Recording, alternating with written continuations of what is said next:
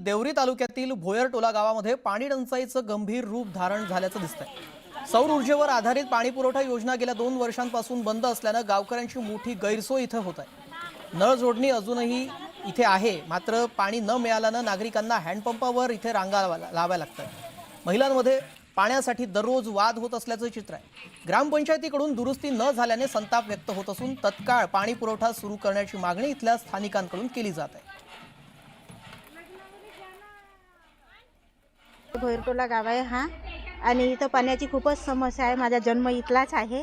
आधीपासून मी बघतो तर इथं तर पाण्याची समस्या आहे, पण आता जसं म्हणजे सुधारित झालं नाही का जिकडे तिकडे, त्याप्रमाणे पाण्याची समस्या घरोघरी व्हायला पाहिजे। प्रत्येक गावी आम्ही बघतो, कुठं जातो तर तिथं तर पाण्याची घरोघरी सुविधा झाली आहे।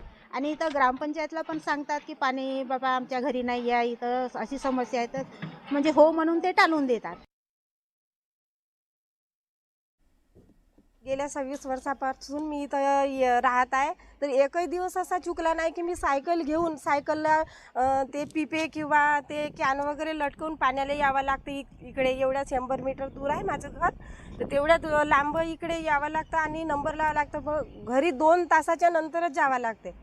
जलजीवनचे काम झालं आहे, तर ते अपूर्णच पडलेलं आहे। बोरवेल खोदली आहे, पण ते तिथं मोटार वगैरे लावली नाही आणि हे नळ पण लावून दिले आहे घरोघरी, त्या नळाला पण पाणी बंदच आहे।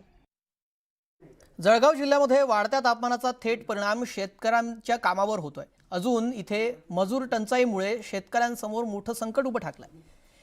65 एकर शेतीतील पिकांचं संगोपन कसं करावं असा प्रश्न शेतकऱ्यांना भेडसावतोय।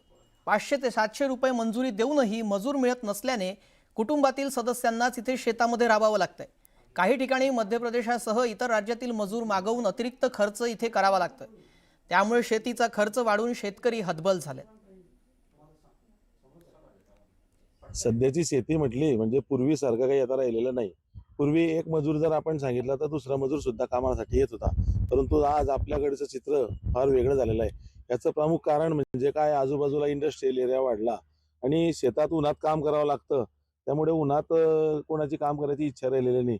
त्यामुळे नाईलाजास्तव आता 43 डिग्री तापमानाचा पारा चढलेला आहे आणि हे कोवळे पिकं, केळीसारखी कोवळी पिकं वाचवण्यासाठी आता आम्हाला परराज्यातून म्हणजे आपल्या शेजारी जे मध्य प्रदेश आहे येथून खरगोन जिल्ह्यातून आम्ही मजूर आणलेले आहे। त्याचप्रमाणे आपल्या घरातील जे आमचे भाऊ आहेत, मुलं आहेत, उच्च शिक्षित मुलं आहे, परंतु त्यांना आता ह्या उन्हाळ्याच्या टायमात आम्ही शेतामध्ये मदतीसाठी कामाला लावत आहे, कारण त्याचा दुसरा इलाजच नाही आता। कारण मजूर नाही आले, काम नाही केलं तर पिकाचं उत्पादन अपेक्षित आम्हाला होणार नाही।